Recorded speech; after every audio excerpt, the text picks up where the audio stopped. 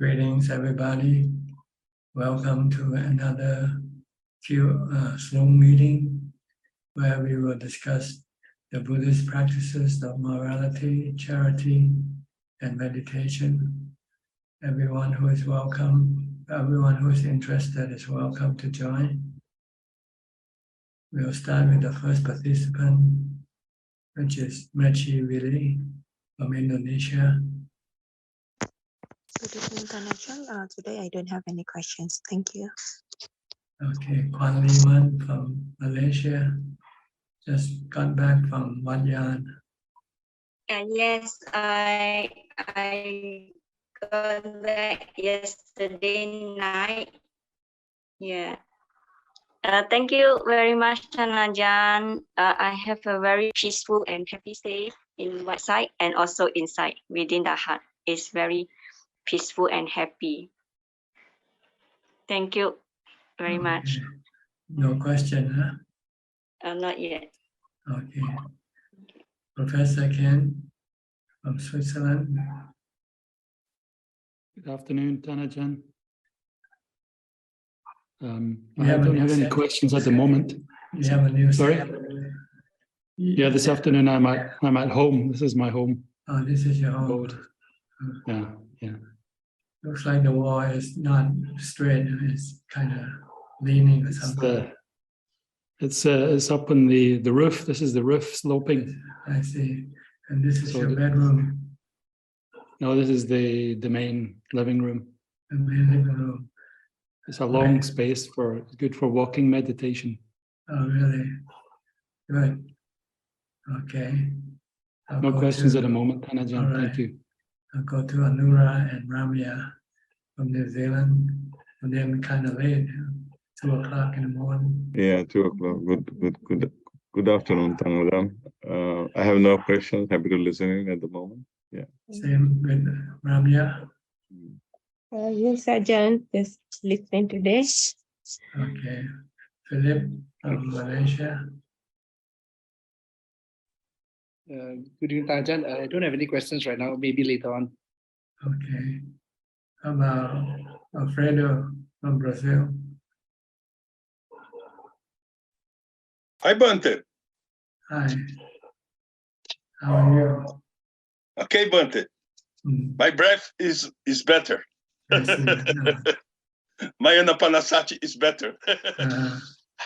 Anita, one day good, one day bad. Yes. Nothing remains the same. Yes. Things keep changing all the time.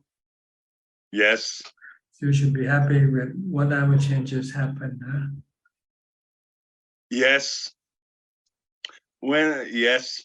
Because it's like the weather, you cannot control it, the changes. Yes. And I practice with my mind, not my body. That's right. Your mind don't change, it's just the body that changes. Yes. You might still remain the same old mind, the same old knower, thinker. Yes. You never get sick, never get old, never die. Yes. So, Bante. Bante, please. You talk for other students that we have take care with social relations. Social relationship. Yes. I think the wisdom is have two sides, né, Bante? The wisdom is to get the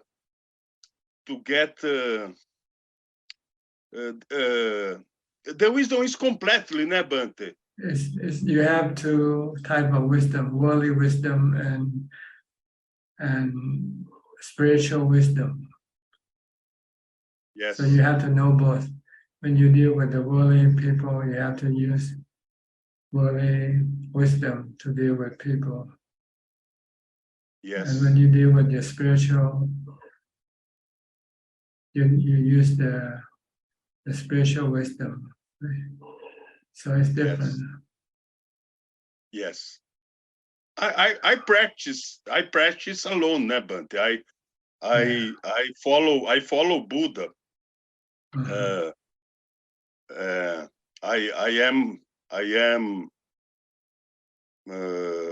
I think it's more easy, né, to continue practice.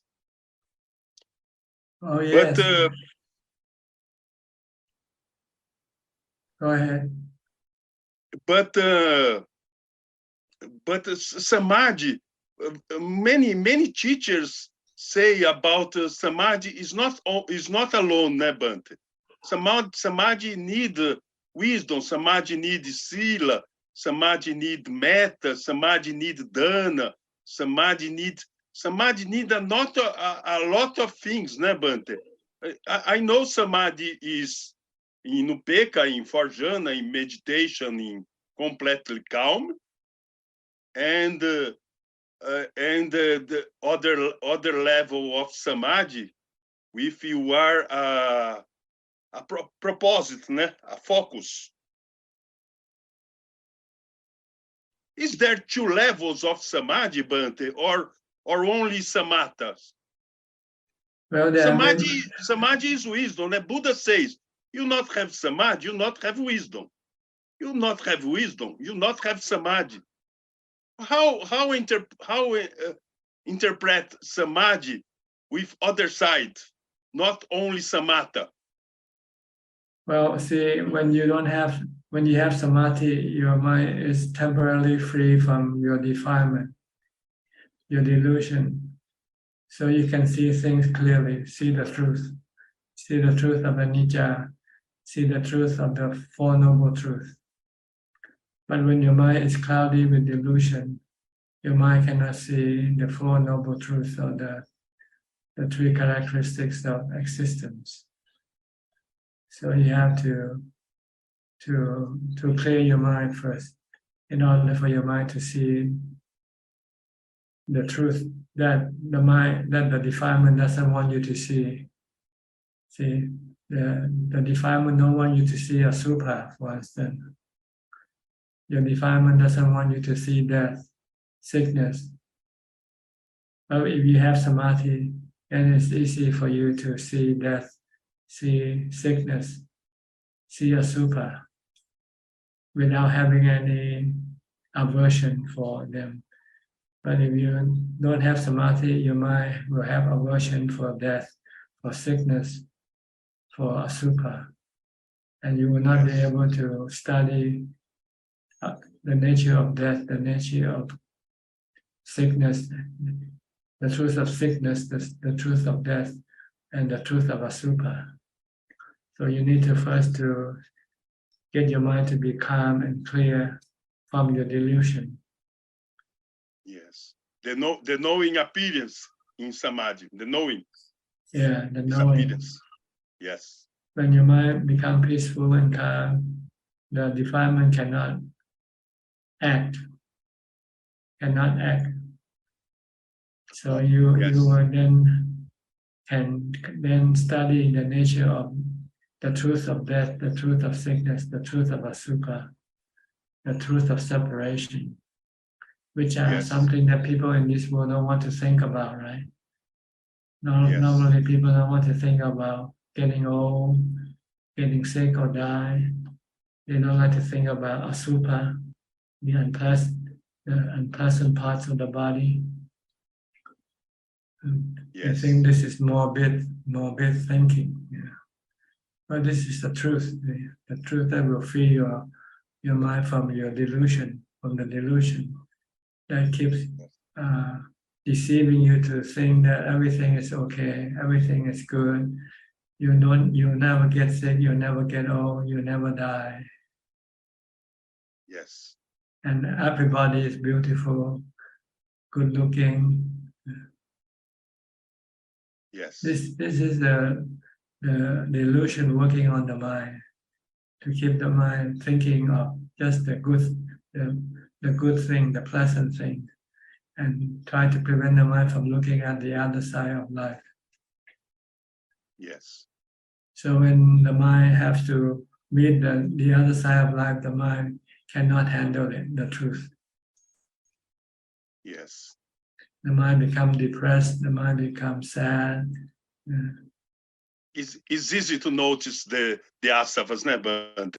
The asavas appear. It's easy to notice.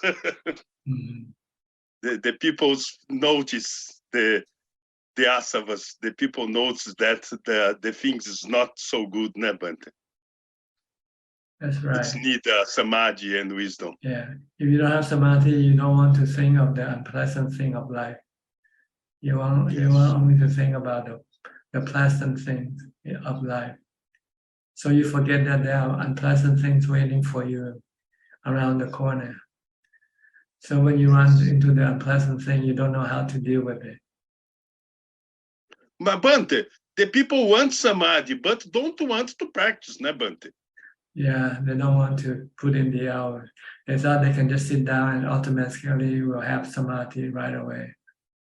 They have to work on mindfulness first before they can achieve any result from samadhi. You have to develop continuous mindfulness first before you can succeed in meditation. Yes. Okay. Good, Bante, good. All right. I don't have. Yes, I have any problems with social relations, né? Any peoples don't like a lot of me, né? The peoples have a group, a panelinha, a group, and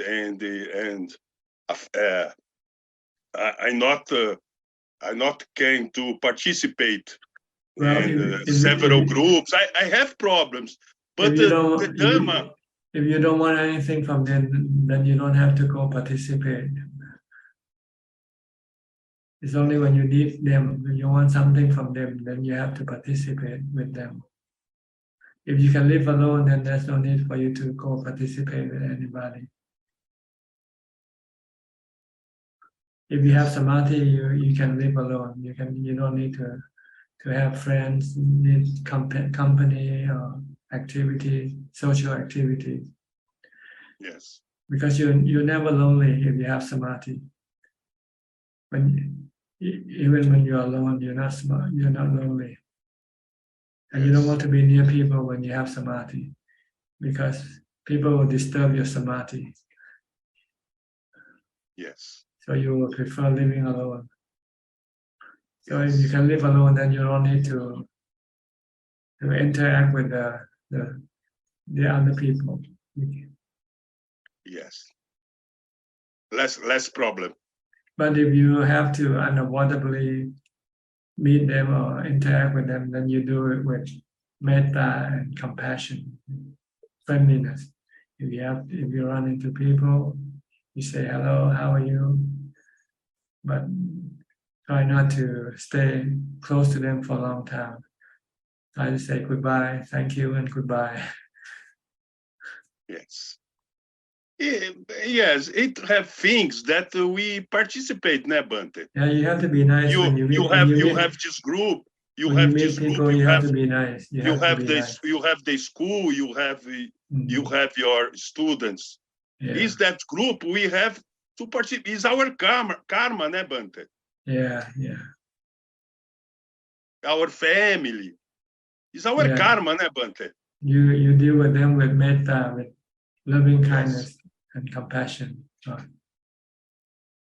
With the Brahma Vihara. I try to have metta, but it's not easy. Bante, Ajahn Panawado. Do you know Ajahn Panawado? Panyavato. He passed away already, right? Yes. But he said that that we have to practice Dhamma, we have to practice Sila Samadhi Panya, not only metta. Ajahn Panawado not like it, a lot of metta. I mean, you only do just metta when you deal with people. But when you're alone, you practice Sila, Samadhi, and Panya. But when you have to deal with people like your family, your friend, your tax collector, if they come after your money, you have to treat them nicely. Yeah. Yes. Okay. Yes. Okay, buddy. Thanks. Bye bye. Bye. Again, so. Okay, Kompine. Yeah, good evening. Yeah, No question, huh? Yeah. Okay. Alexander Aroka. Arokaya Panamalapa. Sadhu teacher. Yeah. Yeah, that is the first step to get out of Having no signal is the best fortune. Arokaya yes. Panamalapa. Yes, it's amazing what happened, teacher. I can erase all kind of sickness who come to my body for you, and of course is observing and karma together. So I learn a lot in Amazon with the Indians medicine, and through sport I learned to deal with my colon and things like that. But too long speaking. Yeah.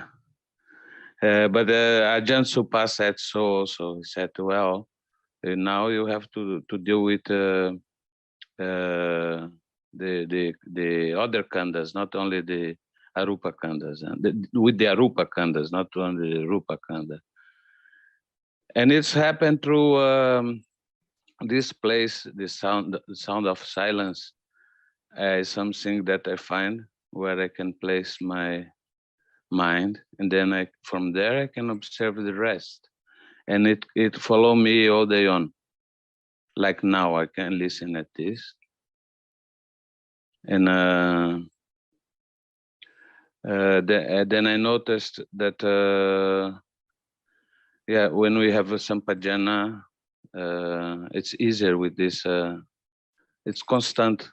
The sound of silences follow us. It's just you have to be aware about it. Yeah. I'm asking if it's that correct. Yes, if you have this awareness of the silence, then it means your mind, you have mindfulness, pulling your mind away from all the sensual objects. Normally, if you don't have mindfulness or sampajanya, your mind will be more focused with the sensual objects, like things you see, things you hear. So you don't hear the sound of silence. Yeah, And then if you pull your mind away from the sensual objects, then you'll see the sound of silence. Yeah, and then when I see my acting personality, and then I say, well, this one I cannot teach it. I can only deconstruct it. I can notice it, and I know that is just a phenomena through thoughts. So I think, oh, now we are thinking, is that useful or not? Then I say, well, it's just a phenomena, and I go back to the sound of silence. Yes, And, everything is anatta. Just look at everything as natural phenomena. Even your body, everything is even your thought, your anything, they are natural phenomena.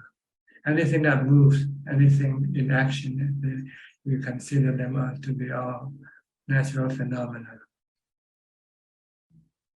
It's components of delusion of self-believing. I mean, there is no self in anything. Self is only created by your delusion, the mind's delusion. Yeah, to say that there is someone thinking or knowing, this is delusion, when actually they're just thinking and knowing. Yeah, that's what I noticed, and because when we are in the sound of silence, everything who comes wave, you can see it come. Yeah, everything comes and goes. Once you reach the silent point, then you let go of everything. You just let things come and go, and don't have to react to them. I'm very happy that I find this place, It's not only before I had the experience of the body disappearing, and that was what I first was behind, and after it, and it created stress by ignorance. But then later I let it I changed for just to get in equanimity. It was far enough, so walking or laying or sitting, and as much as I can. But as you know, I have to move physically, so I have to reorganize things here. But now it seems like everything is in place, and I can do very well here where I am. But I repeat, to have you as guidance, a messenger, and Buddha as a teacher is. I don't need. I have no. It's difficult to say how grateful it is. Just this. If you can remain still and happy, that's all. That's all it counts. Right? If you can be still and happy, then you don't need anything. Right? Yeah. That's the I goal. try to be able to stay put and not doing anything and still happy. Not doing anything, at not least having anything, just only have the basic necessity of life. When you said that the gym for a monk is the brush, so I bought two brush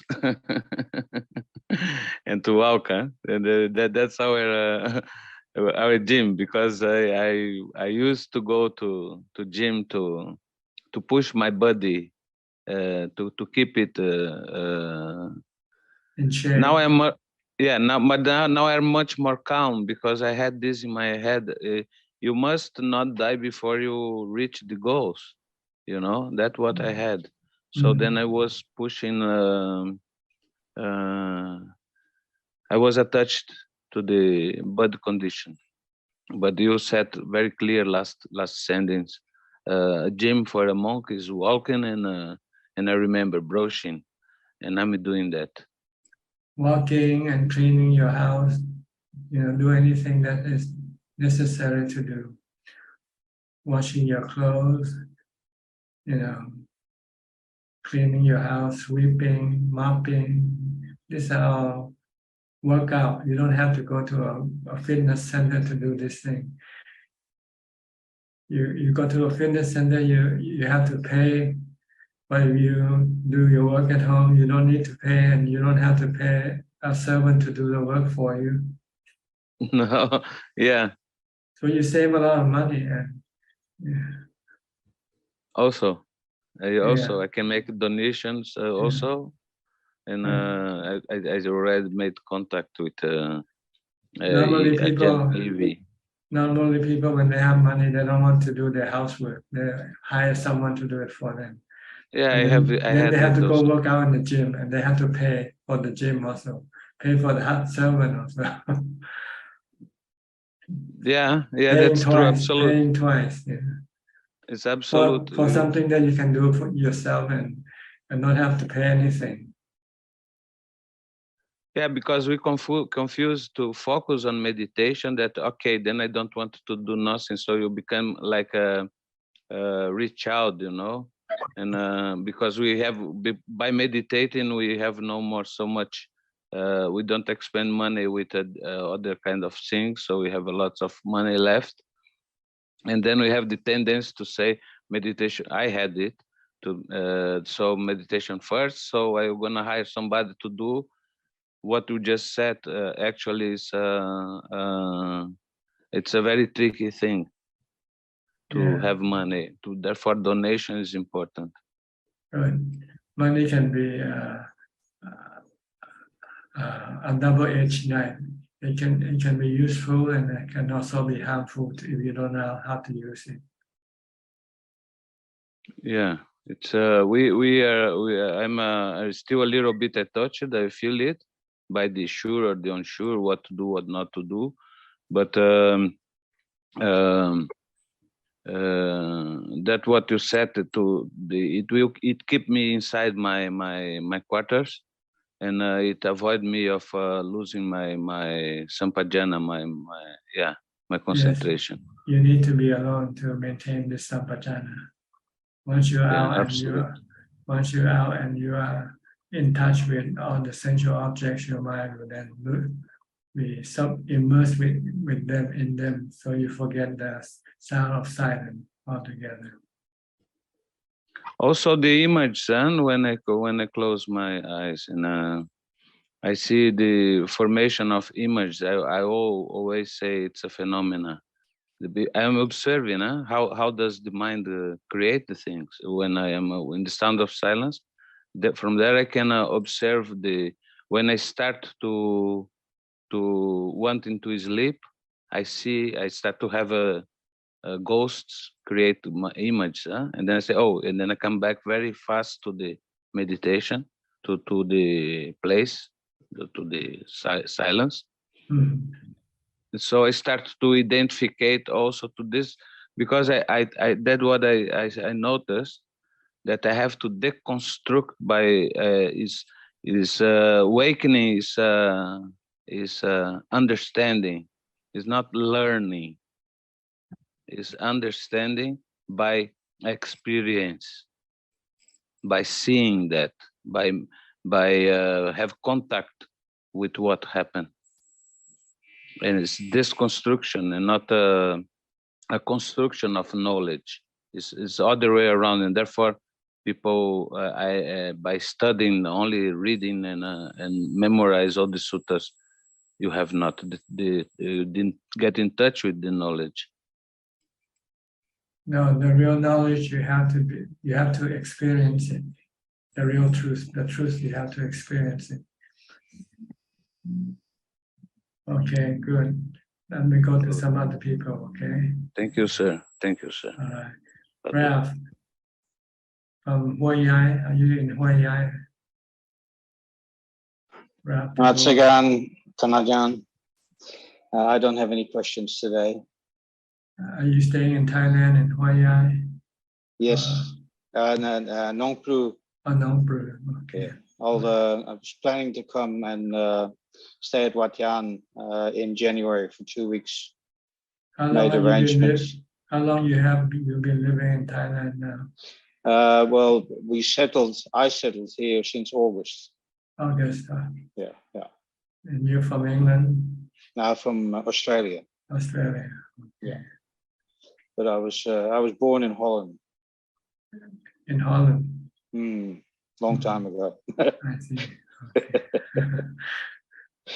Yes. So I look forward to spend some time at Wat Yan in January. And did you make contact with my sister already? Organized. Yes. Okay, good. Yeah. All right. So you know what to expect, because we don't have electricity or running water. I know. Yeah. It's like camping. In Australia, I stayed for a while in Wat Buddha Dhamma, which is near Sydney, which is in the forest as well. But the big difference there, it was very cold at night. Yeah. Okay. So, yeah. Okay, great. I'll be okay. All right. Okay. Thank you. Next, Kok Seng from Singapore.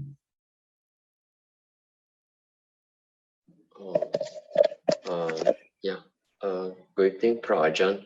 I will ask my questions later on. Yeah. Okay. Eugene from Taiwan. Ajahn, good evening. I remember you taught us if we don't have enough money, we don't have to do donation. But if we have enough, we should do Dhamma. But I have heard a story when Buddha's time, Mahakashyapa, he go to the poor people. Then an old lady, he only have a little bit food. But Mahakashyapa come, then old lady offer all food.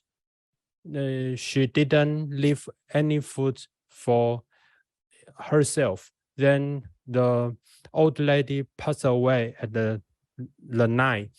The second day, reborn to the heaven.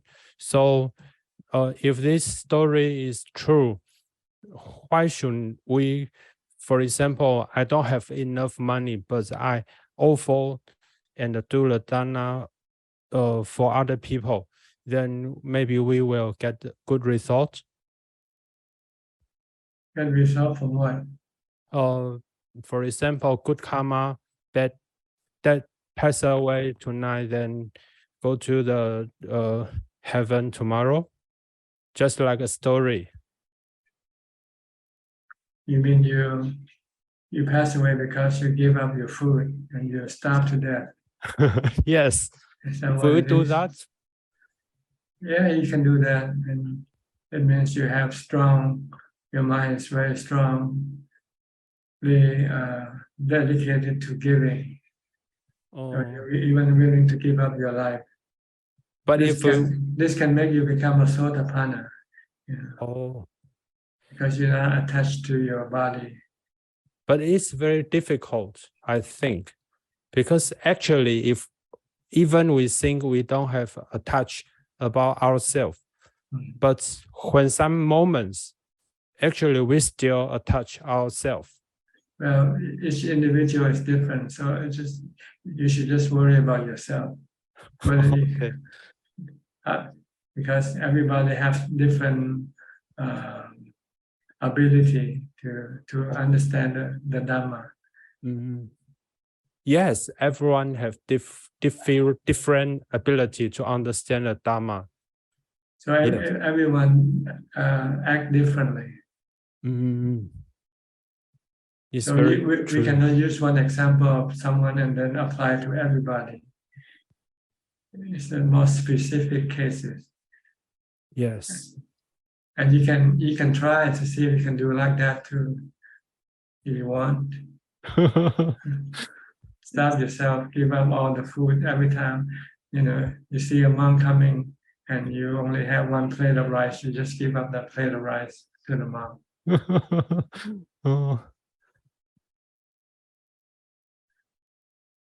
See, when I say that you don't give and you don't have anything, it means that's the limit of giving. You see, if you don't have anything, then how can you give? And there are other things more important than just giving. You have the sila to keep, the precept to keep. You have meditation to do.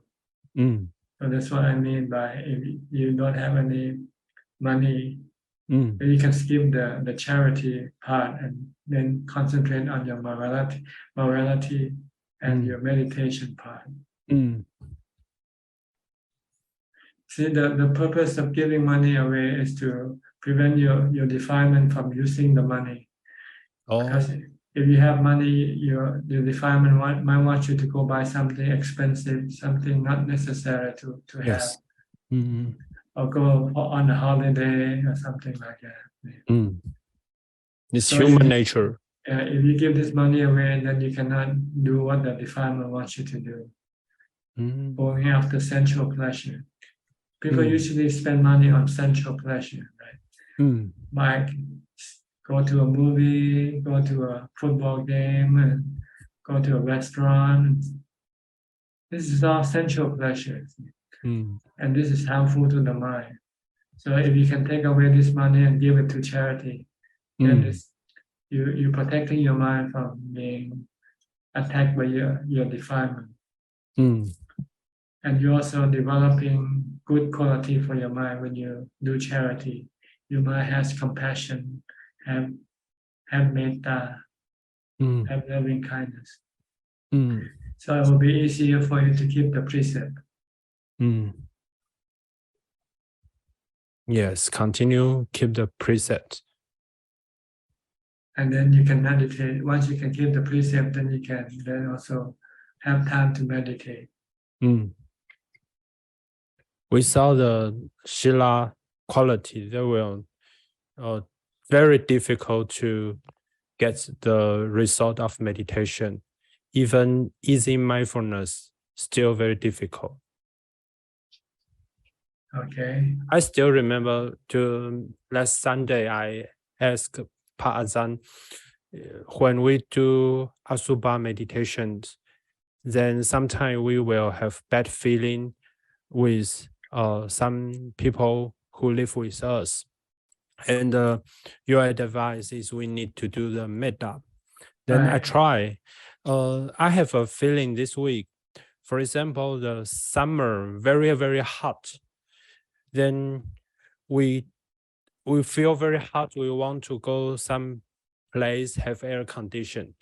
Then we get into department store or post office or bank have a very strong air condition. At first, we feel comfortable. Then after that, we feel too cold and want to go out. And I do the metta, then turn to Asubha. I do the Asubha, turn to metta, just like this feeling. Feel hot, then get into some place, have strong air condition. Then too cold, then I want to get out. Have this kind of feeling. Yes, this is to balance your mind, not to be lopsided. Sometimes when you look at something too long, it can cause you the mind to have problem. So you have to turn your mind away from that thing and look something the other way. Okay, so it's normal.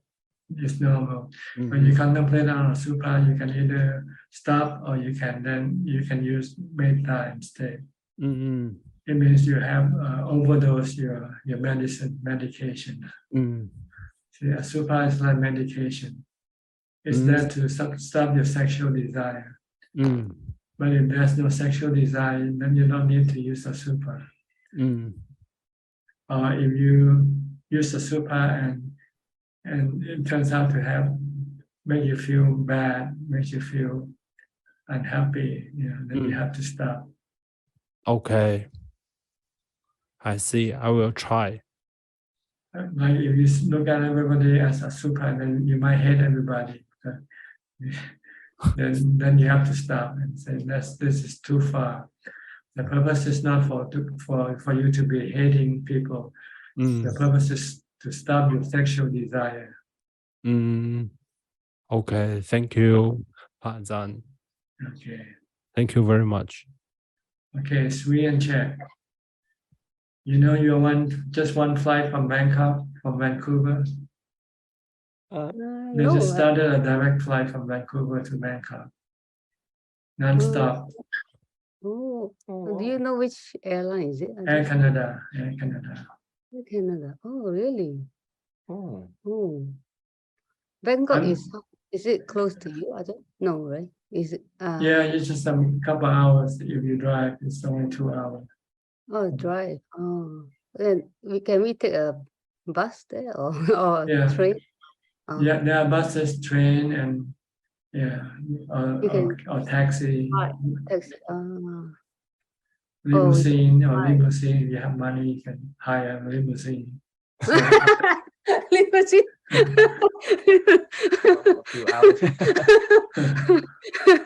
Limousine. There are limousine in Thailand. Oh yeah, I think they also have helicopter services. If you can afford it, you can hire a truck. Wow. Thailand is quite advanced now. It's quite a lot of rich people. People make a lot of money from the new economy. They do business online and they're making a lot of money very quickly. My friend just went to Thailand and she says to Bangkok. She says it's quite it's different, a little bit different because it's less people now in Bangkok and many stores closed down that she knows. Like she says it's quieter now. I don't know, but that's her. During the COVID, because people are no job, all the tourist industry, hotel business, they almost have to close down. So there was a lot of laid off employees, and most of these employees came from the provincial town, so they go back home. Yeah. So, but now it's reviving. Now tourists start coming back So the hotel now start to be operating almost full capacity now. Same as the village, the hotel in your village, the hotel that I always do dana that you pass by that hotel. Yeah. They are also back to like they are almost back to pre.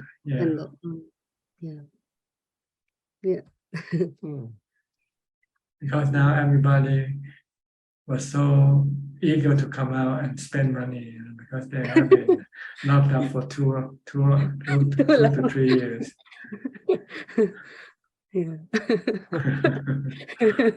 Now it's the spending time. Especially this month is considered to be high season, tourist season in Thailand. Tourist season, Okay, let's get back to our meditation business. Ajahn, do you have a question? Yeah, my question, Ajahn, like for someone like who died very young, like if he or she like hasn't done any, like not a lot of karma, not a lot of karmic, like in this lifetime but die young, like so after death, like he or she, like his karmic will be based on previous life, or? See, when you are born as human, at the time of birth, it means your good and bad karma are equal. It doesn't matter how much or less.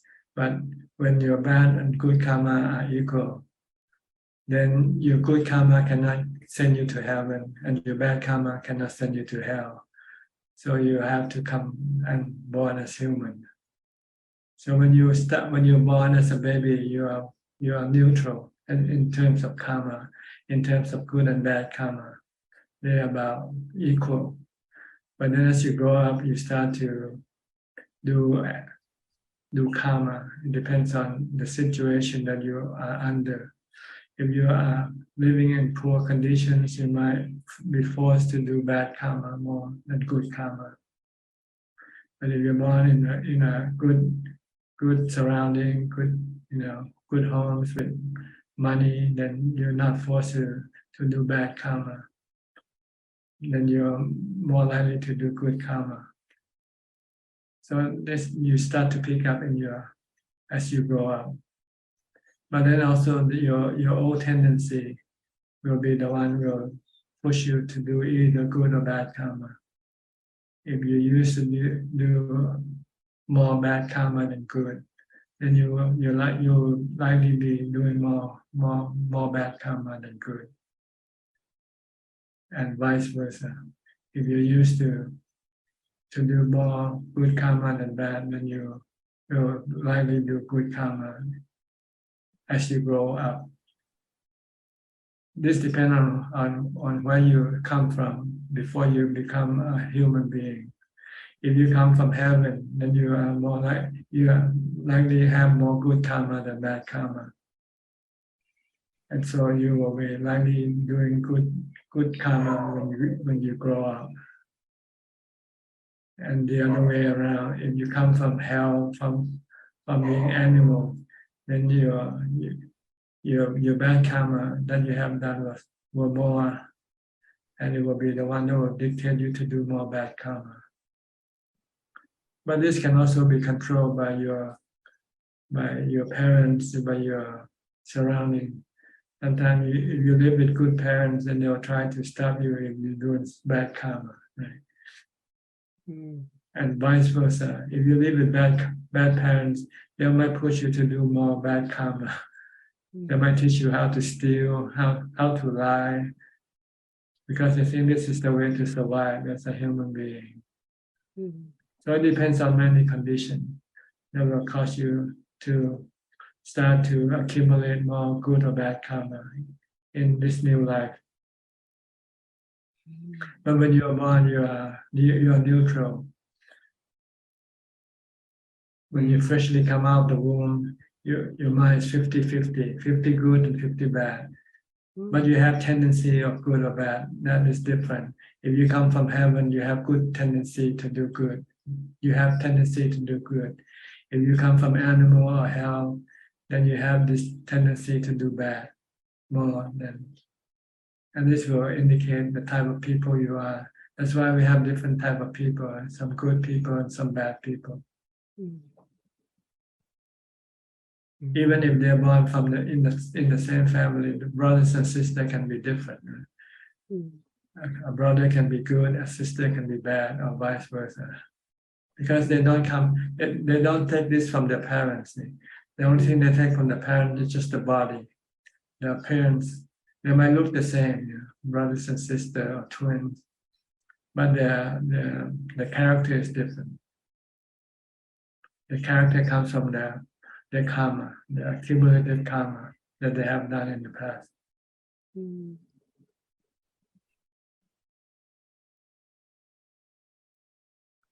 So you understand? Yeah, I understand this part. Yes. But if baby is neutral, and then if baby like after born then pass away, if the baby didn't do anything, then just come back and restart another round. That's all. You cannot go to heaven. I cannot go to hell. So I just have to wait for a new body and restart the rebirth process again. But if the baby should somehow did more bad karma than good, then the baby would then have to go be born in hell in the lower realm of existence before it can come back. It has to pay the debt of the bad karma until the good and bad karma becomes equal again. Yeah. Then it will come back and born as human. Oh.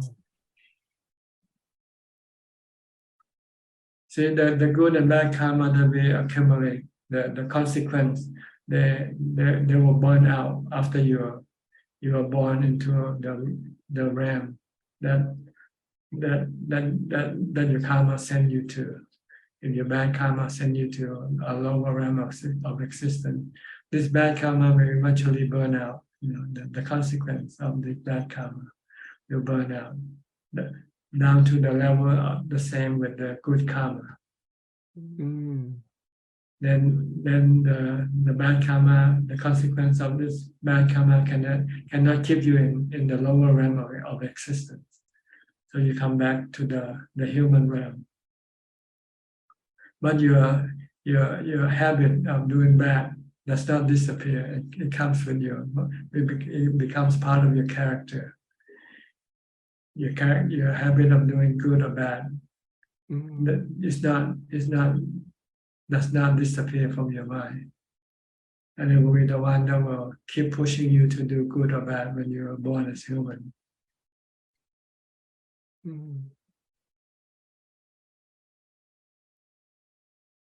Is this clear enough to you?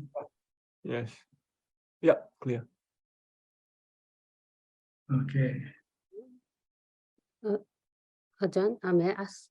May I ask you? I have a doubt about the sanya being impermanent. If sanya is impermanent, how come like the Buddha and some people with psychic power can recollect like so many lifetimes? Like, isn't that sanya? Like, yes, it is sanya, but you have to use special power to bring it back up. Normally, you forget what you did yesterday already, right? What did you eat yesterday? So that's what the Buddha means by impermanent. But yeah, impermanent. It just your memory keeps changing from one thing to another. You think about this thing, then you remember that thing. So this thing keeps changing. That's what it means by impermanent. It doesn't mean extinction or it means changing. Oh. Your thought keep changing. Your memory keep changing. Oh. It doesn't mean extinction. It means change. Yeah, it means change. Anicca means change. Oh. Like your body keeps changing. See? Oh. From baby to grown up to old person and then to a corpse. And this is change. Yeah. But we sometimes interpret it as extinction, because when the body mature reach the final point, it disappears, right? Yeah. But it's really not the extinction, because it's just the disappearance of the combination of the four elements that form this body. The four elements just go back to its original form. Oh. So the body disappears. Yeah. So nothing really extinct, because everything are made from the four elements, the five elements. Oh. Right. Yeah. Once you combine them, then the process start to keep changing, like a baby, like a womb. Right? When you combine the four elements of the father and the mother together, then they start to form, and then they start to keep changing, mutating from a single cell to a double cell to 10 million cells, and keep multiplying. This is anicca, change. Really, it should be interpreted, defined as change. Anicca is change. Nothing remains the same. Even right now, your body keeps changing. Last second and this second, the second before and this second is different already. But it's so minute, you cannot see the difference. Yeah. But if you take a photo of you now, and then 10 years from now, you take another photo and compare, and you say these two persons are different, right? Yeah. Oh. Yeah, I think you already like right away point out that it's my misunderstanding as like I thought that it is stored in the mind, and that means that it's permanently stored in the mind. And so you say it's changing, not doesn't mean extinction. I think you right. yeah. Okay. Yeah, thank you, Ajahn. Okay, is that all? Yes, thank you, Okay, Ajahn. now go to Malaysia then. Kafai.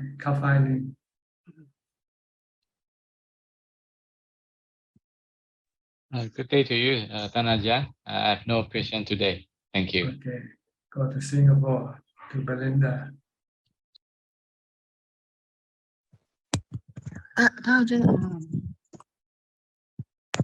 I have a question about the mind. Is it true as we meditate more, we are more sensitive to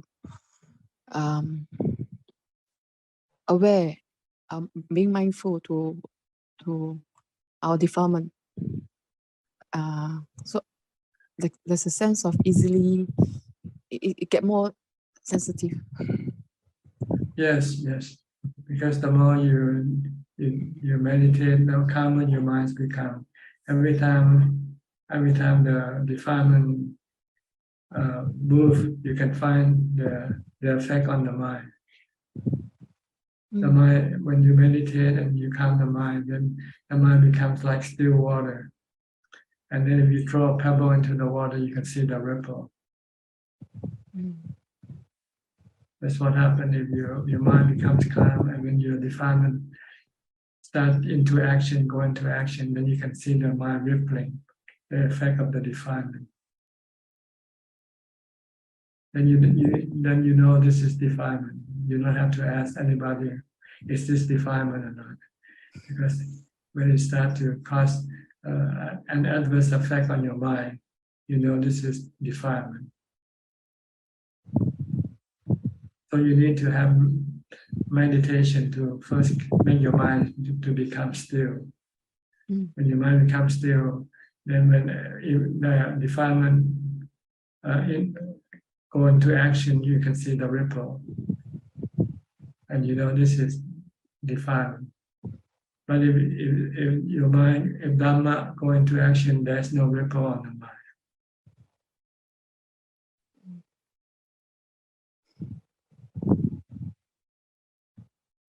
Okay.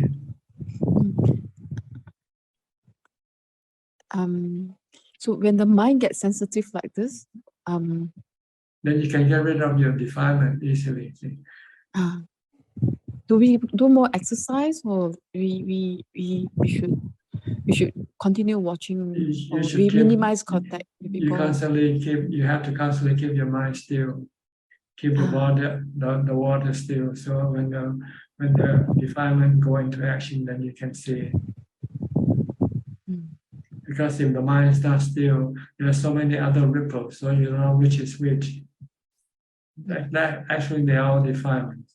If you have any ripples in your mind, they are defilement, but you're so used to them, so you don't know that they are defilement. That like including, I feel stressed, and I distract myself with You feel food, depressed, you feel stressed, you feel any feeling bad from your mind is the consequence or the result of the defilement action. So if you feel that I like habits like finding good food to eat, or like distract the mind to sense pleasure. So if it's very stressed, if you feel very stressed out to meditating, would it be best we take a walk, or we do some exercise like some yoga to balance out, Ajahn? No, as far as the mind is concerned, you don't need yoga or exercise. You need meditation. You need mindfulness and wisdom. But with the body, you might need exercise. So I do mindful body exercise like yoga, or mindfully walking, mindfully do long distance walks, and let the body perspire. Would that be a better alternative to cope? And probably cut down on social interactions. Well, you have to find out for yourself. But if you want to cure your mind from stress, you need mindfulness. You have to calm it down. And you can do mindfulness in many different ways. You can wash the toilet, you can sweep the floor, and you can have mindfulness. You don't have to go walk in the park.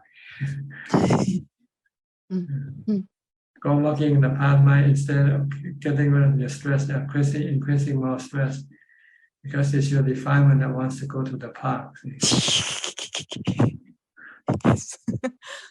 It's feel more like better sense pleasure, no?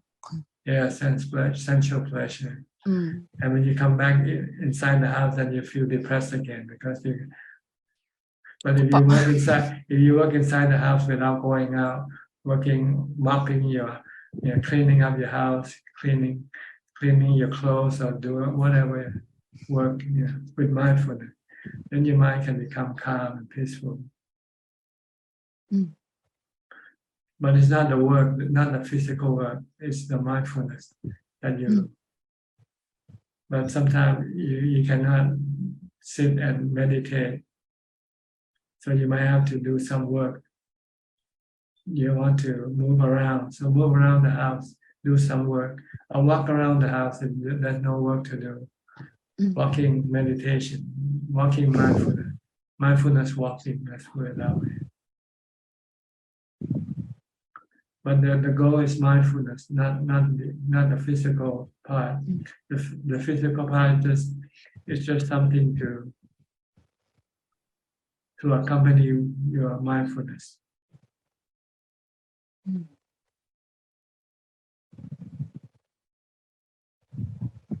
So you feel depressed, it means you don't have mindfulness. Your craving, your defilement is causing this defilement, this depression or this stress. So you need to do something with the mind. You can recite a mantra, you can watch the breath, you can watch your body action. Or you can chant, you can do chanting. This is a method of bringing up mindfulness and stopping your defilement from from getting into action. Stop your defilement this way.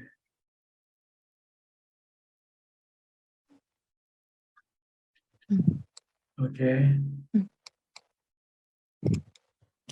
Thank you, All Ajahn. right. Next, Alvin Lee from Malaysia. I have any question at the moment. Thanks. Just listening. Okay, then Gary from Singapore.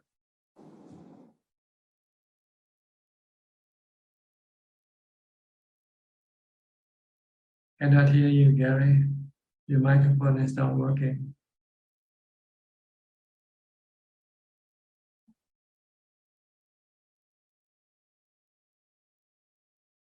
You have to go to your microphone setting and get the right microphone.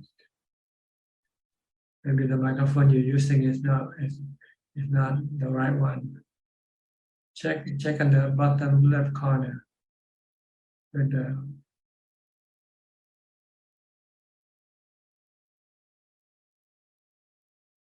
or else you might have to go out and come back in again.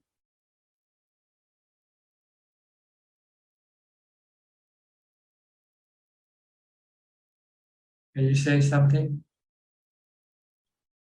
No, cannot hear you. No sound coming from you. Okay. I'll go to Diana first.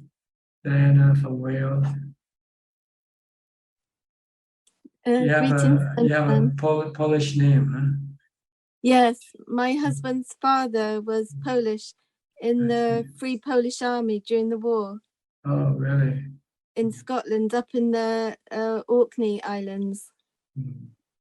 Yes. My son is still in Phuket. Still in Phuket. He went to the big Buddha temple. And he had a blessing from the monk. And I told him you said it was worthless, but he said he said he felt much more peaceful. Yeah, it's psychological. It was nice. He went. Yeah. I did have one thought I wanted to ask you. Many years ago, when I was a young student nurse, I was with a lady who was very ill, and her husband was there, and he'd called me over because she was at the end of life, and he said, I was listening to her heart, and he said, oh, she's gone. And I was like, no, she's not gone, her heartbeat's still going. But then her heart stopped, and it was just quite a strange experience because he knew she'd gone before her body died. And I wondered about when we were talking about consciousness coming into the body and when it leaves, what do you call it? Because you don't call it a soul, do you?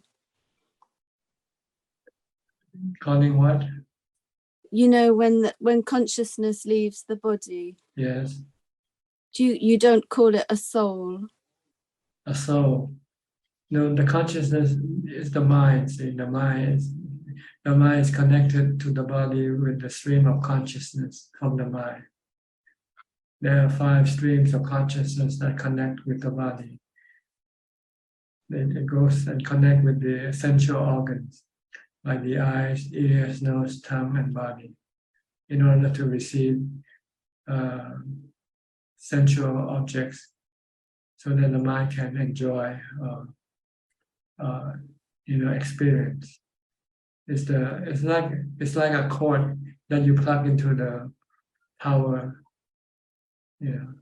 Like you have a computer, and so you have to plug in your computer to an electrical outlet. And this cord that connects the computer to the electrical outlet is called consciousness, according to Buddhism.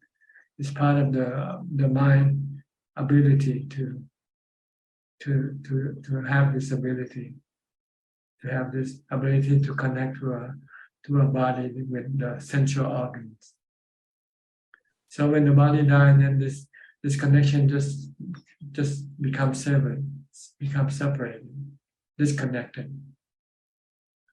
The mind still remains intact, the same as before, but it will then be under the influence of its own good or bad karma. It's like when you go to sleep, when you go to sleep, the body goes to sleep, the mind disconnect, the consciousness disconnect temporarily from the body. And then the mind lives alone and then find pleasure by the karma that it performed during when it's not sleeping, when it's awake. And then it remembers all this action, all these things that happened, what it did, what it do, and then it's sort of like replaying something that you go to a tourist destination and you take photographs or you take movies. So when you come back home, you run it again to reminisce what your past experience. And this is what happens when you die or when you sleep. Your mind just reminisces on the past experiences, good or bad. That's why you have good dreams or bad dreams. That's because of your good or bad karma that you did when you're not sleeping, when you're awake. And this is the one that contributes to your mind's status when you die, when the body dies. If you have good dreams, you call the mind is in heavenly status. If you have bad dreams, then the mind is in a hellish status. And this will eventually burn out. Eventually, this good or bad karma will then burn out. When it stops, then you are eligible to reborn as a human again. Then when you get a body from your past, then you reconnect with a new body and start the same old process again when you're born. Doing the same thing that you used to do. What you used to like, you still like it. What you hate, you still hate. What you like to do, you'll do what you like to do, and you avoid doing what you don't like to do.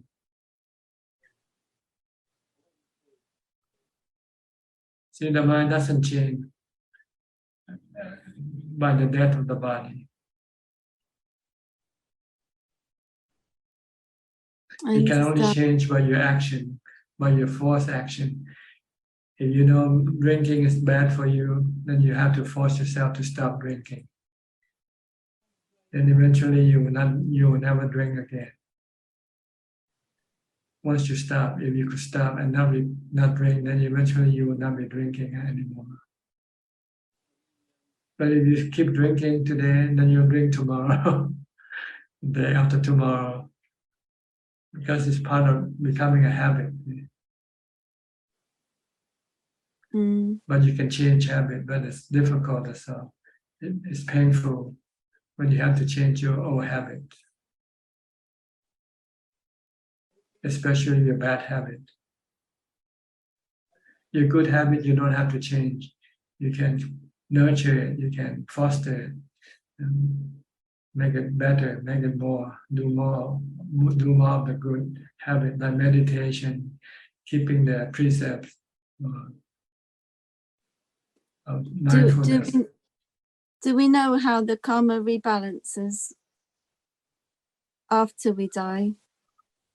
It's just like a fuel that once you like a match to the fuel or burn until it runs out. Since you in your mind you do, someday you do good karma, someday you do bad karma. So this good and bad karma accumulate, but they are in separate section. Good karma on one side, bad karma on another side. Yeah. And then when the body dies, then the good or the bad karma will then take control of your mind, whichever one is stronger. If your bad karma is stronger, then your bad karma will then take control of your mind and cause havoc for your mind, cause suffering for your mind. If your good karma is stronger than your bad karma, then your good karma will take control of your mind, create peace and happiness for your mind, and create good story, like when you good dreams. When you die or when you sleep, you enter into dreamland. Really, that's what the mind, the spiritual world is a dreamland. And if you have good karma, then you'll be creating good dreams for you. If you have bad karma, if your bad karma is stronger than your good karma, then your bad karma will produce bad dreams for you to experience until this run out, like fuel, like gasoline you put into a tank. After you drive for a while, eventually the gasoline will run out. Then the car stop running, right? Same way with good karma and bad karma are good and bad fuel that drives the mind into good or bad status, bad states, good or bad states. But this fuel will run out eventually. When it runs out, or when both becomes neutral, what become equal. If your good and bad karma become equal, then they cannot take control of your mind. Your good karma cannot take good control. Your bad karma cannot take control. So you are ready to take a new human body, rebirth. Thank you. That's really interesting. It makes sense. And this is going round and round and round. The number of births that we have, rebirth that we have is countless. We can measure it by the number of tears we shed. The Buddha said that tear we shed from our suffering is more than the water in the ocean, than the amount of water in the ocean. So you can see how many rebirths you must have, to shed that so many tears to fill the ocean.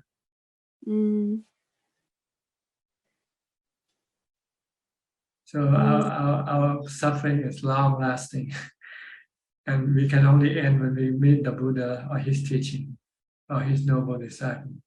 Then they will teach us that we should stop our craving, because this is the one that drives us to keep on reborn.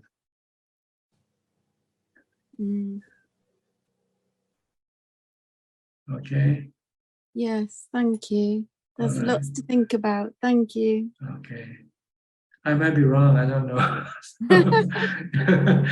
So you have to practice to prove this yourself.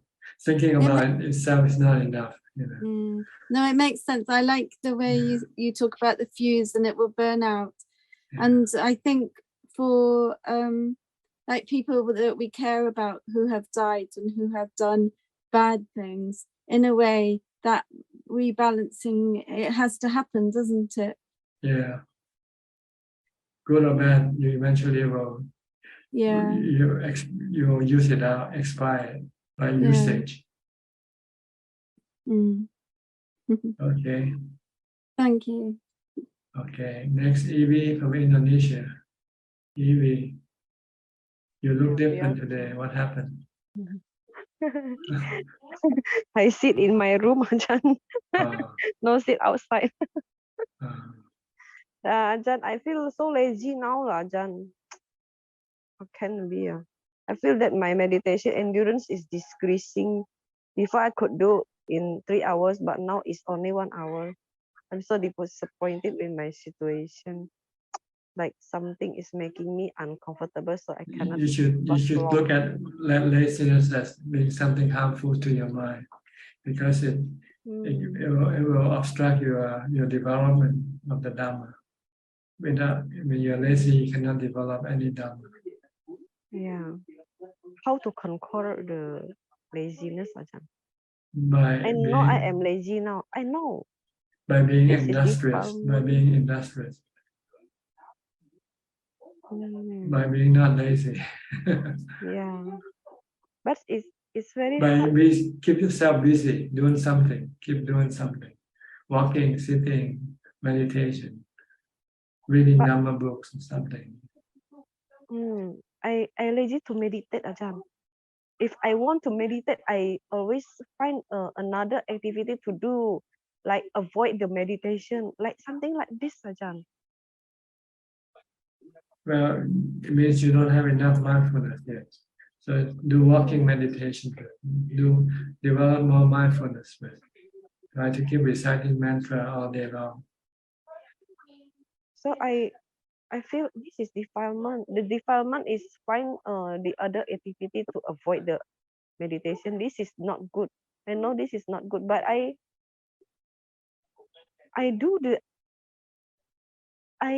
follow the defilement, and this is very stupid. How Ajahn? How can I come back to 3 hours meditation and again? Well, at least you know they're stupid. So Yeah. so that's No, a this good is starting stupid. point there. And you can tell, do you want to be stupid or you want to be smart? If you want to be smart, then you don't want to do stupid thing like being lazy. Yeah. Take this stupidity as the point not to do again. Okay, Also look at it that you're wasting your time, you purchase time. That can run out anytime. So if you don't take advantage of the time that you have now, you might be sorry sooner or later. You might have no time to do any practice. Yeah. Consider the termination of life. Determination. Yeah. I think so many yogi will face this situation, yeah, Ajahn. Not only me, all right. The Well, laziness different will. people have different tendency. So some people are more lazy than another. Some people are less lazy. But now we I have face- a certain degree of laziness. Now I face the lazy. Now I face the laziness. And the laziness is suddenly arise now.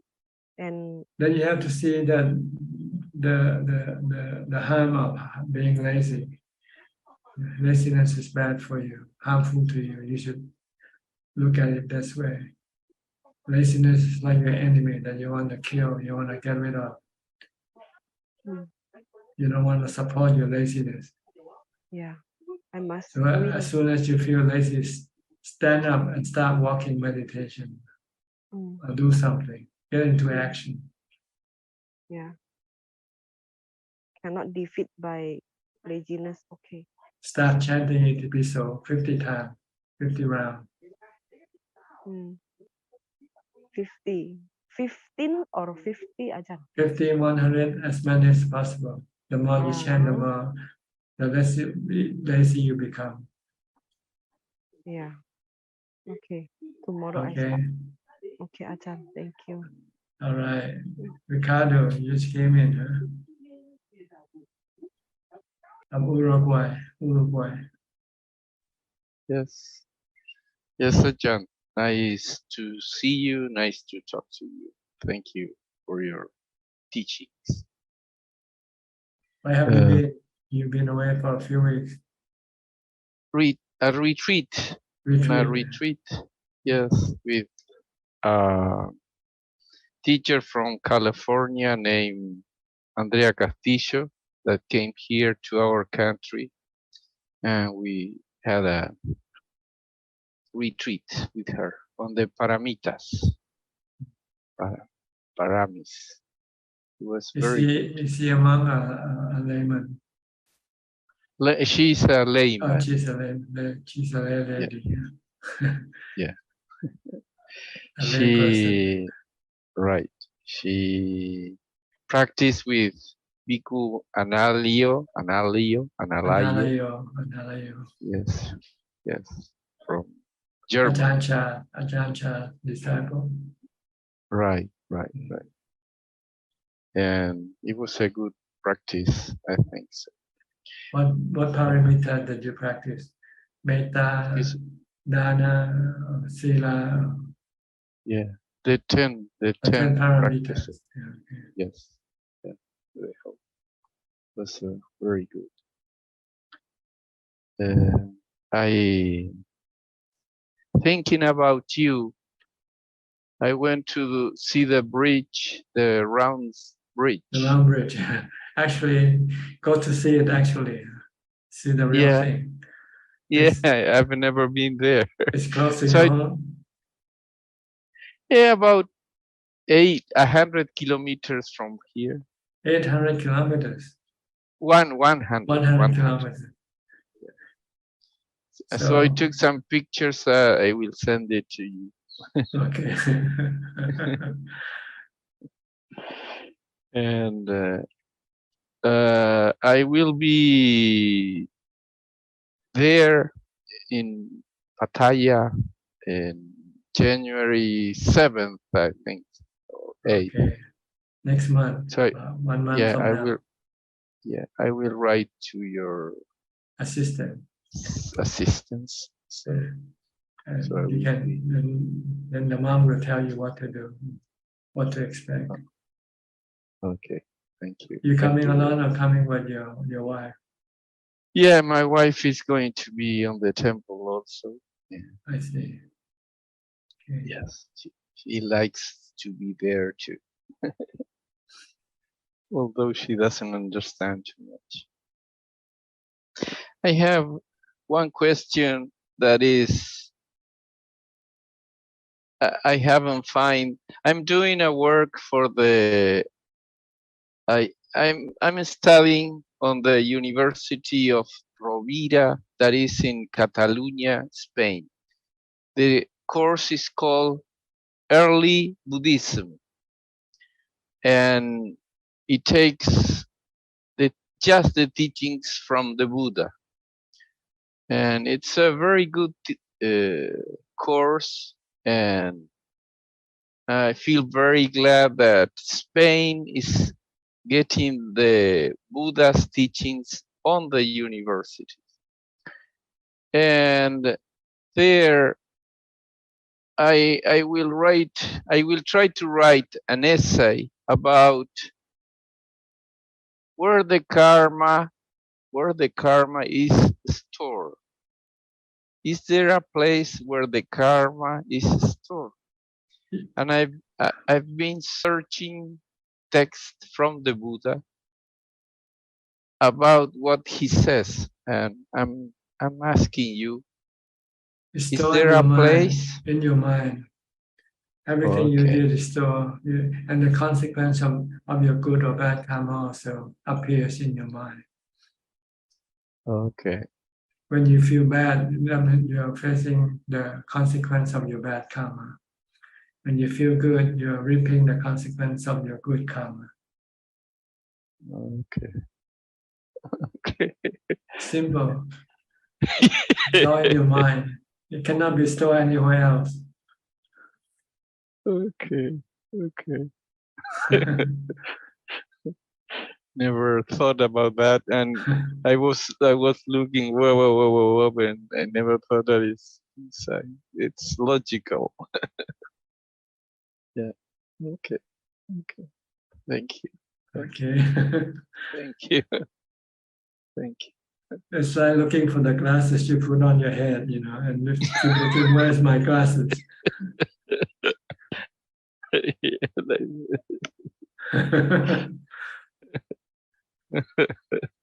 Okay. So you need somebody like the Buddha to say, look at your mind. Everything is stored in your mind. All right. Okay. Thank you. Thank All you. right. Thank you. Next, Vandana. Vandana, where are you from?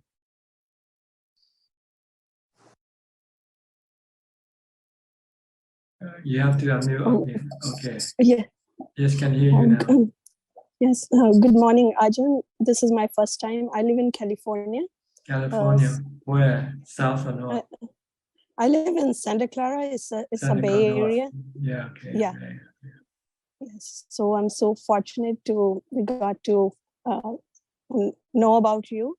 So I'm listening to your wisdom. I fortunately, I just woke up. It's around 5:45, and then I happened to click on Facebook, and I saw that you are live. So I thought, okay, I should join the meeting because I've been waiting for this opportunity.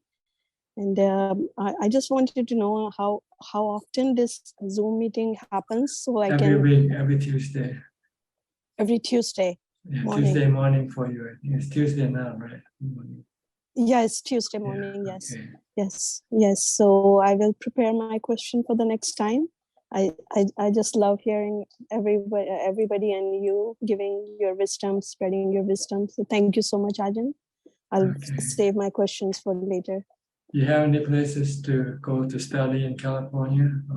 Yeah, we have a Zen center in Sunnyvale, and yes, but I'm a kind of from both. So I started Mahayana Zen tradition, Chinese, and then now I'm into Theravada a lot because I started listening to Ajahn Braham, and then now we have some monastery in it's in Seattle, Washington.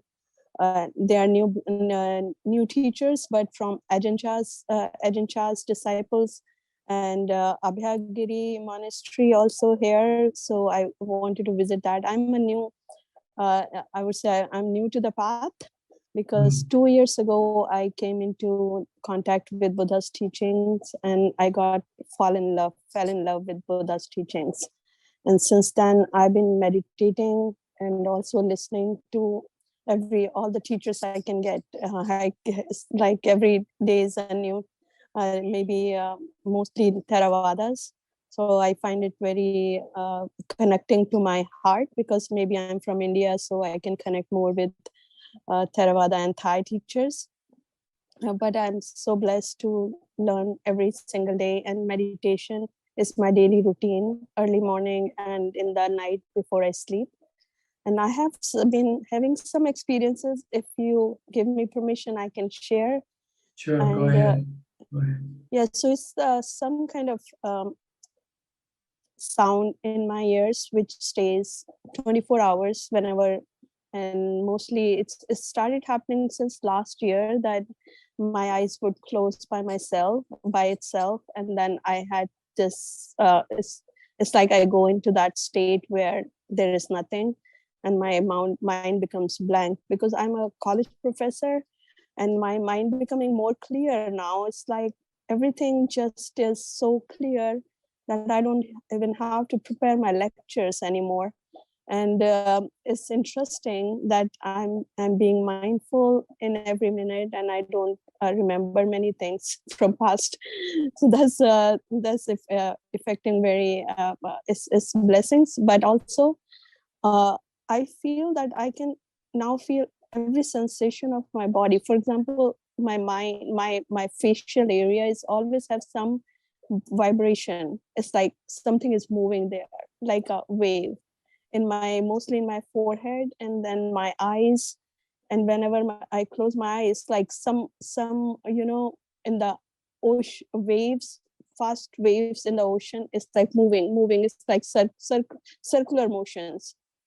And now I can mostly whenever I sit for my meditation, my body goes up front. It's like straighten up. Somebody's pulling it up. And then it becomes so straight that my head start to move upwards like this. And then it goes so back that it start to hurt at the point. Then I had to bring it back. And at that point I have to open my eyes, because it's and my eyes has water in it, and I can feel that everything is calm, and I had to just end it. So I feel like that my meditation time is sticking to 45 minutes to an hour, but at that period of time, after that I'm ready to go with my day. And then whenever I feel like but my mind's whenever in the middle of the activity, even if I'm watching TV, my mind go into that state that I have to close my eyes. I can't watch TV anymore. Then I have to just stop and then sit. So it's been happening regularly, and it's my work is going fine. Everything is fine. I just having this bodily sensations, which I thought I should ask someone, and I'm so blessed that I found you through a friend. So I thought I should ask you. Thank you so much, Ajahn. Well, I'm not sure when you meditate whether you are using something to anchor your mind with or not. like your breath or a mantra.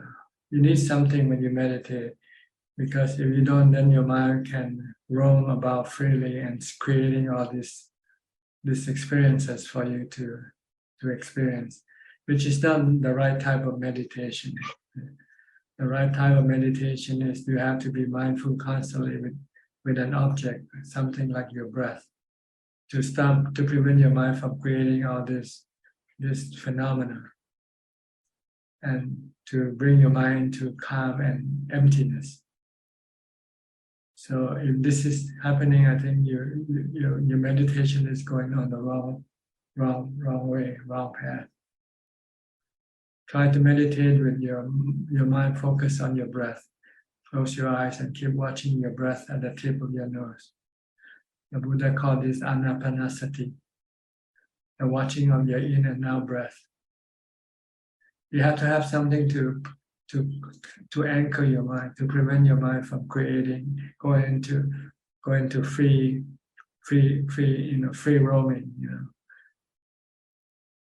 So, or else, if you don't, then your mind will be creating all these experiences. Okay, where are you now? Okay, you raise your hand and go ahead, turn on your microphone if you want to say something. Vandana. Yes, Ajahn. So I started with the anapanasati, the mindfulness of breath.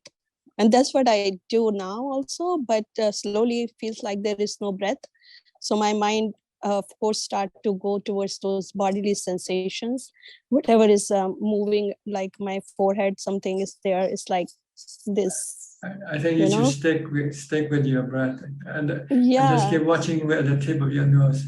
Stay at the tip of your nose. Don't go to other things. Okay. Yes, I'm trying my best to stick to the breath. It's like, but the sensation is taking me. Yeah, but you're right. I should again come back to the breath, because I cannot see the breath anymore. It's like nothing is there. So my nose, you can see that, like, it goes up. It's like I'm breathing from here rather than here. So the tip is like starting from here. It's the end.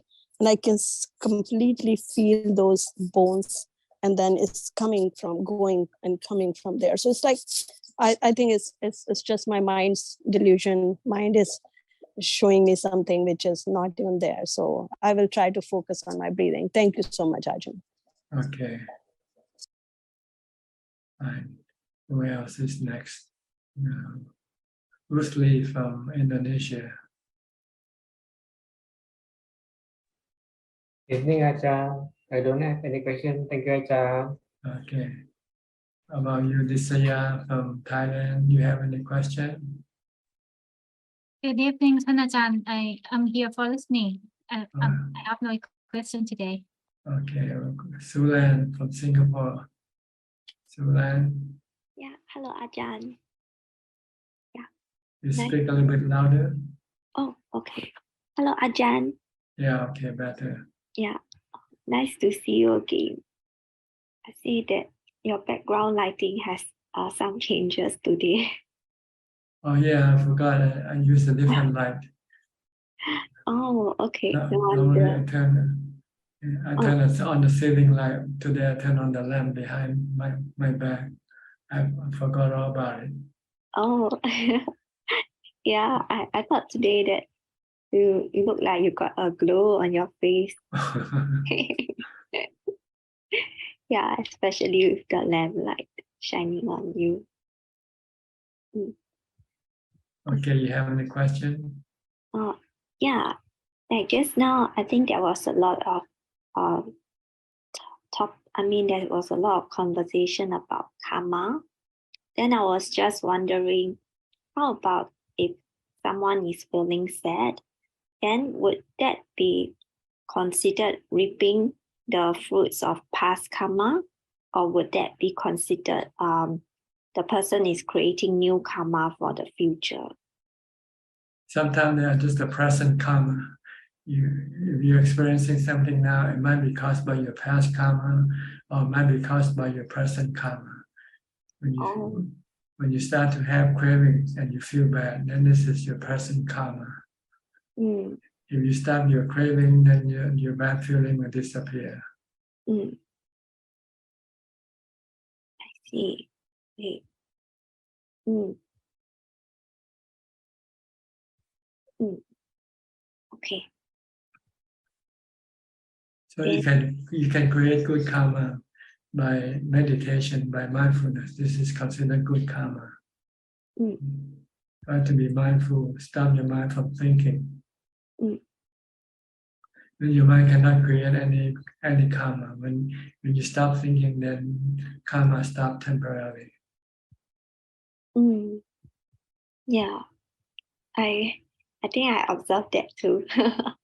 Like when I'm very focused on my task or like on my work, then there's no time for the mind to run about. Then, but whereas if the mind is allowed to run about, then yeah, it does create some like I think troubles, more like frustrations and all that. Yes, most of your problem arising from your thought, your thinking. If you can stop thinking, then a lot of the problem will disappear. Okay. Okay. Yeah. Just try to, when you feel bad, try to stop thinking by chanting or reciting a mantra. Then eventually that bad feeling will disappear. Okay. Okay. Yeah. All Thank you, right. Ajahn. I think we'll go to Facebook now for more questions if there's any. Yes, Undai. yes, there are 3 questions from Facebook, and first 2 questions from IE. Namaskaraท่านอาจารย์ Buddha said, whoever see the Dhamma, see me, the Tathagata.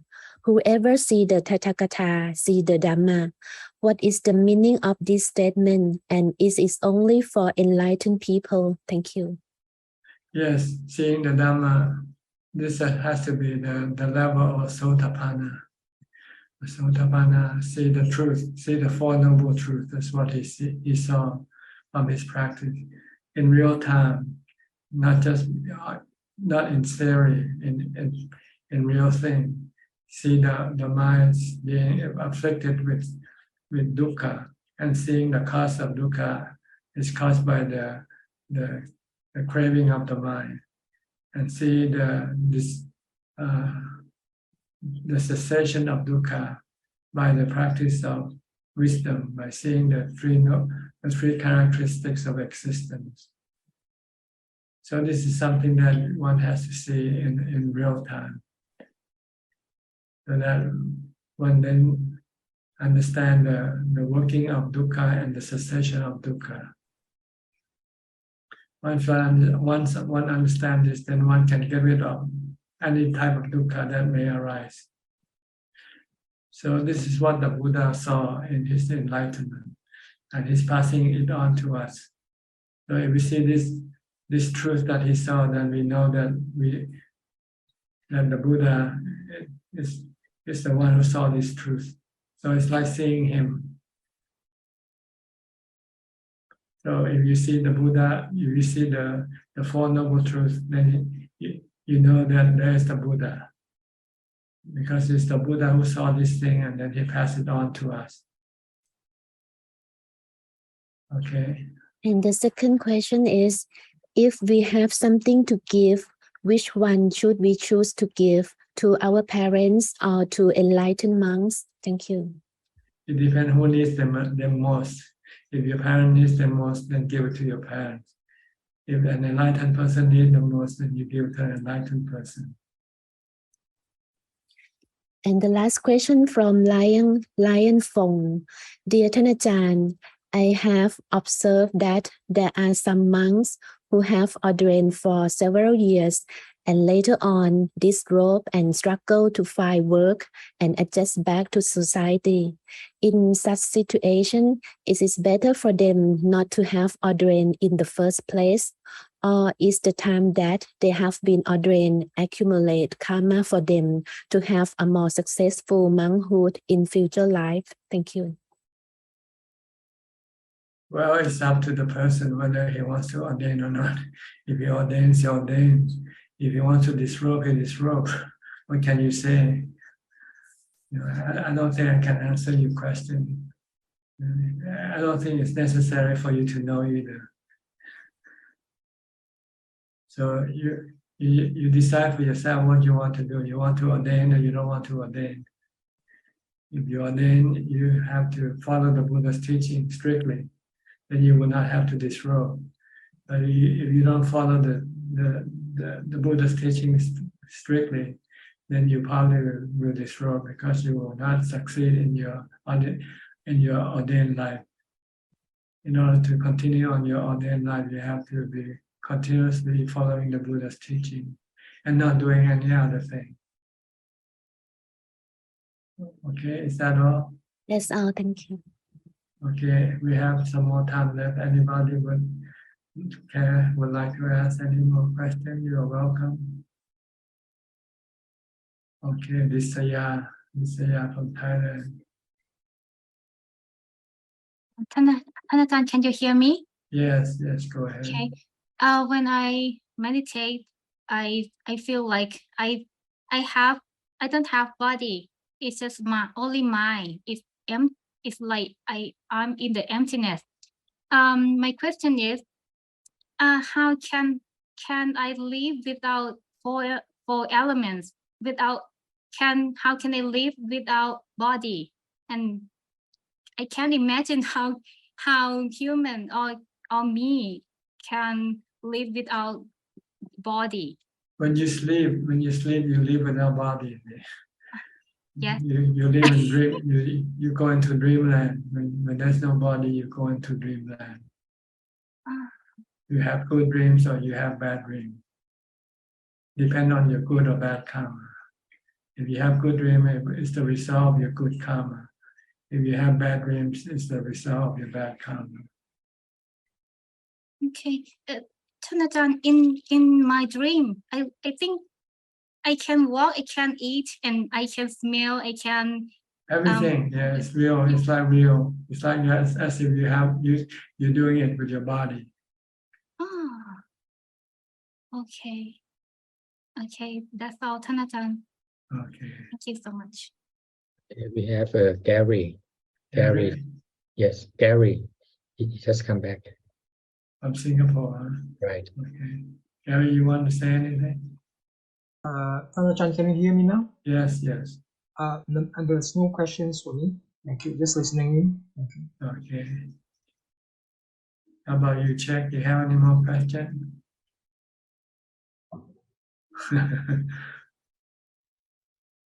Not prepared. You got a surprise attack.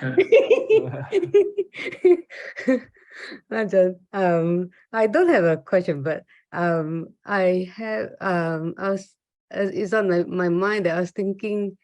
I'm not sure if Vandana would like your books. Like I can send it to her if she would like, because she's close to me. Ajahn, I have your book, Ajahn. I have like the Beyond Birth and Dhamma. Would you like my books? My Nana Check will be happy to mail it to you if you send her the address.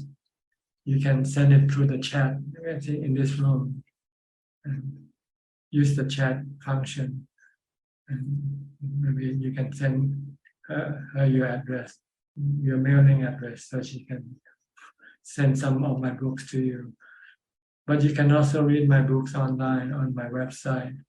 You can download on PDF file on my website called Suchart.com.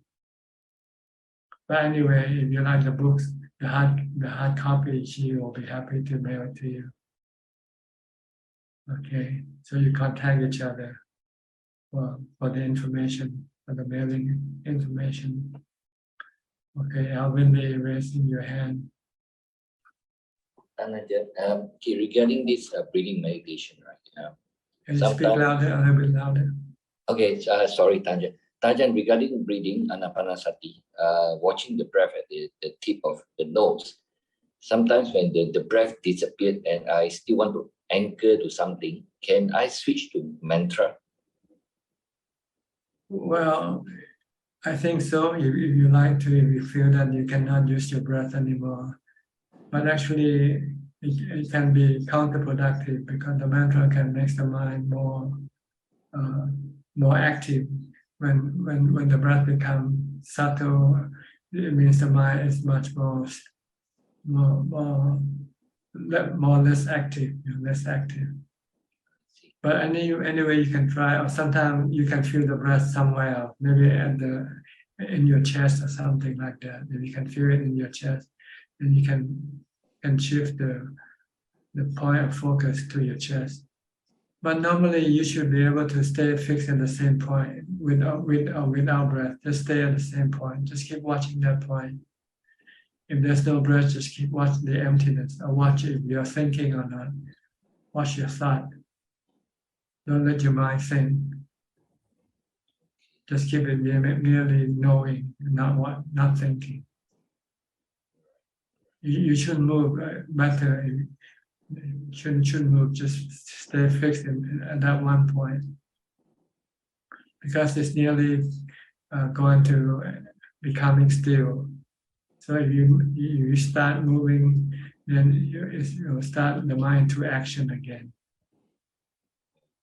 So just keep staying at the same point, even if you cannot feel the breath. Just watch the emptiness at the tip of your nose. Can you do that?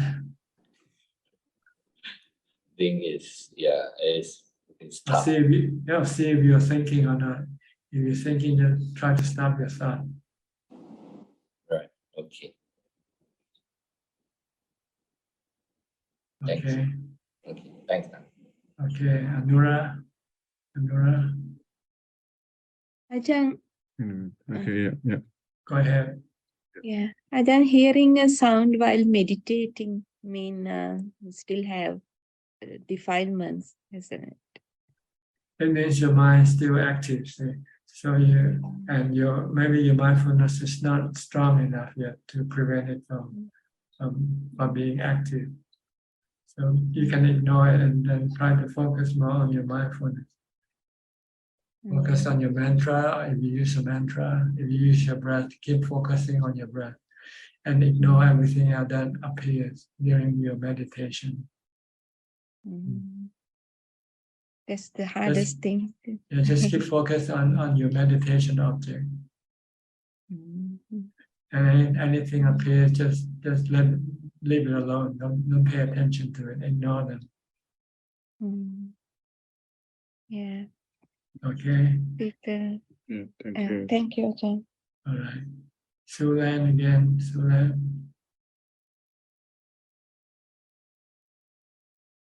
Yeah, thank you, Ajahn.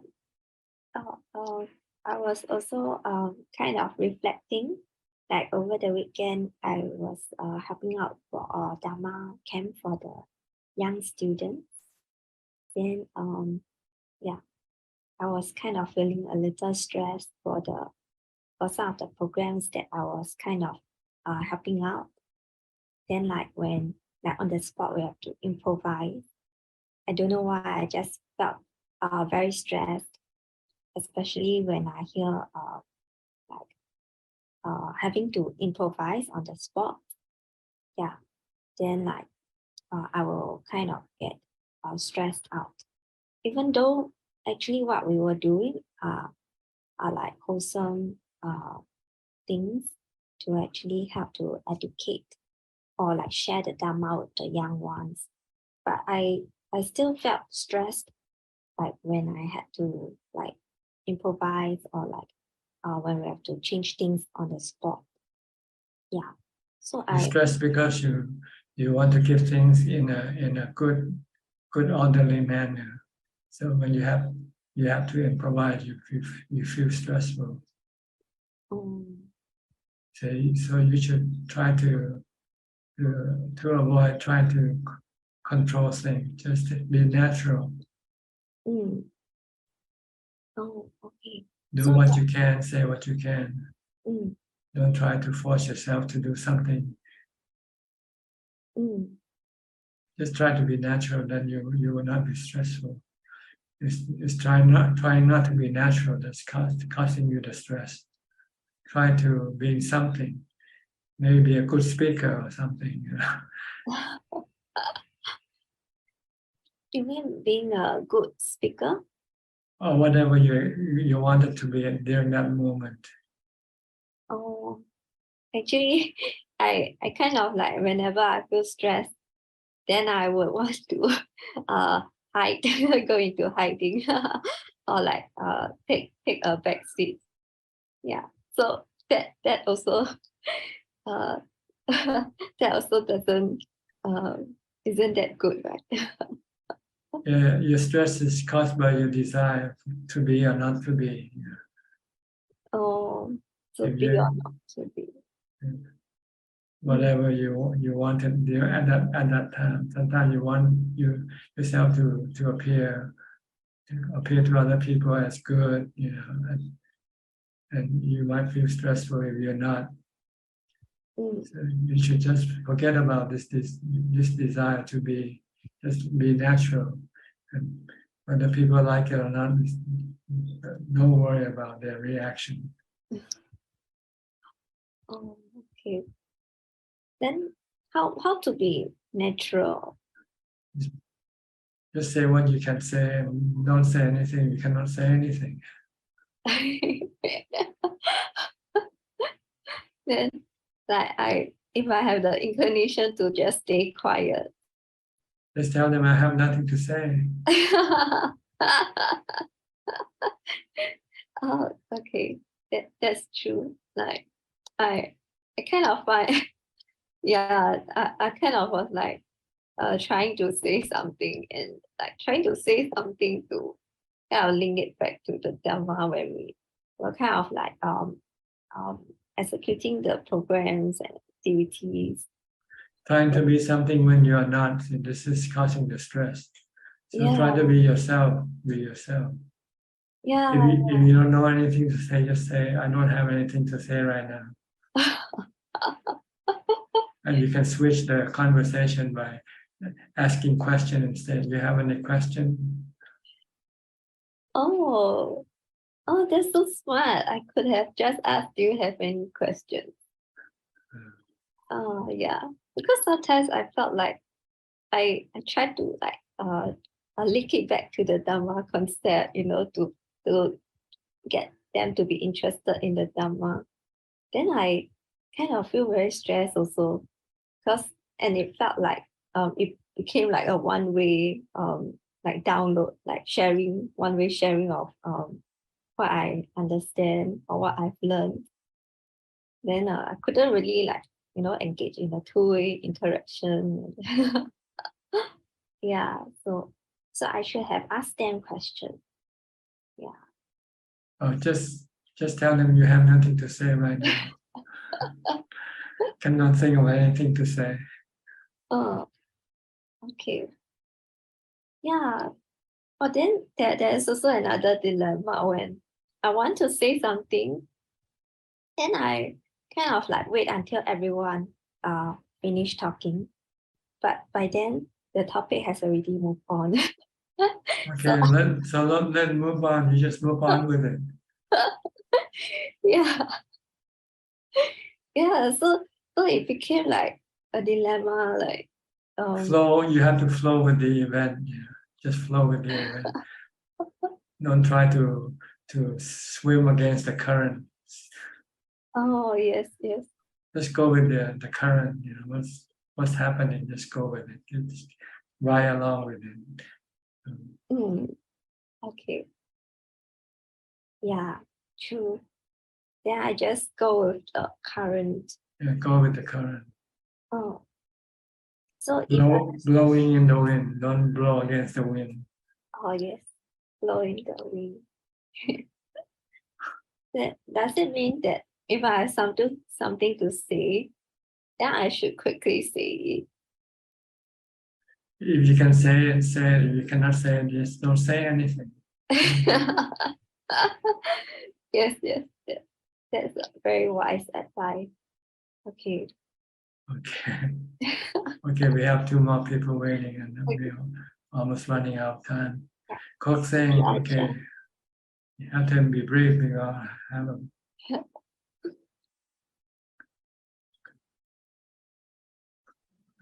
Yeah, Prajan, yeah, I'd like to seek your advice. Usually after lunch, when I sit down to meditate and like today, so it can be about just like today's about after 15 minutes, I feel going to doze off, and I would so when I realize I'm dozing off, so I will stand up and then I will walk for about maybe 5 to 10 minutes. Then after that, I will go back to sit and sit again. So I just want to check, is this and this also happens when I find that my mind is my concentration on the breath is not doing it's a bit difficult to stay focused on the breath. So I would also sit up and do some walking meditation and go back to sit again. So just want to check with Prajan, is this method that I'm doing, is it correct? Well, normally when you don't sit and meditate after a meal because you become drowsy and your mindfulness is not strong. So you should do walking meditation instead. Walking until you feel that you are fully alert, fully awake before you come and sit again.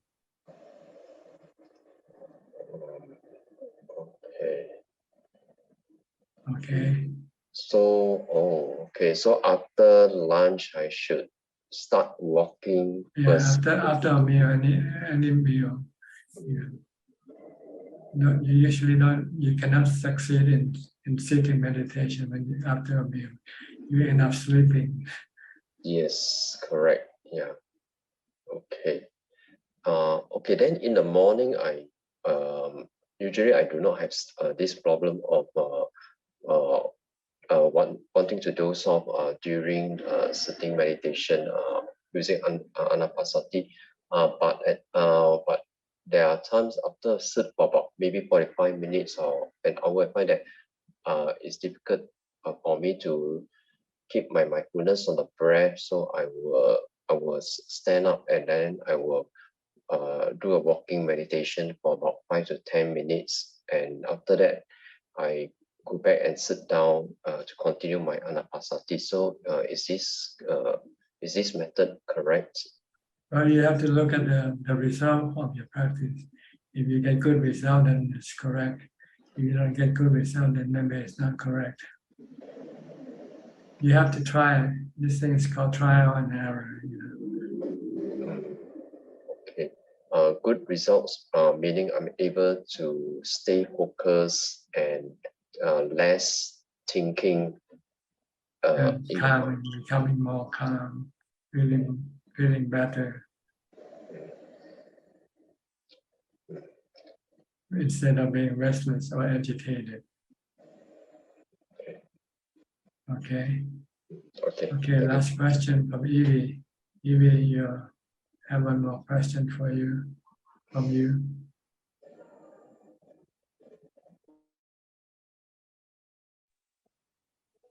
Yeah, Ajahn. I was curious, when someone is about to die, the final state of mind really determines which realm we will go to, right? And that's why we have to practice meditation. And if we meditate with Anapanasati, which the anchor point is the breathing, when someone who is about to die has the shortness of breath, like of course, it is very difficult to adjust the state of the direction of consciousness at the end of this life, Ajahn. So what Ajahn respond to give this explanation?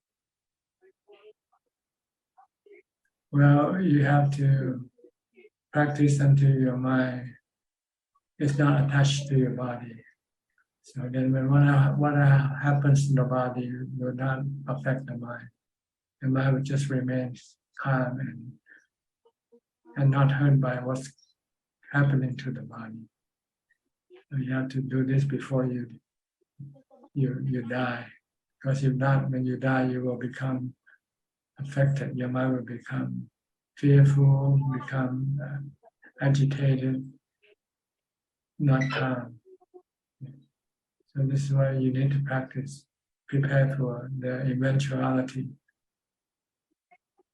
So I think the Buddha is better, Ajahn, because Buddha is not depend on the breath, because the breath will be so softness when near the death, like like this, like this. So if we using Buddha, our mind still can Yes, chanting you Buddha, can use either one. Use Buddha, or you can watch the breath. Whatever the breath is, just keep watching the soul. You don't have to force the breath to be normal. If the breath become abnormal, just know that it is not abnormal. Yeah. So the mind is just the watcher, and the mind is not the one who breathes. And the mind doesn't have to act with the body. The mind just keep watching the breath of the body. Yeah. The goal is to prevent the mind from reacting to anything that's happening to the body. Just to be merely watching. So if we want to use anapanasati, so we must really expert when we near the death.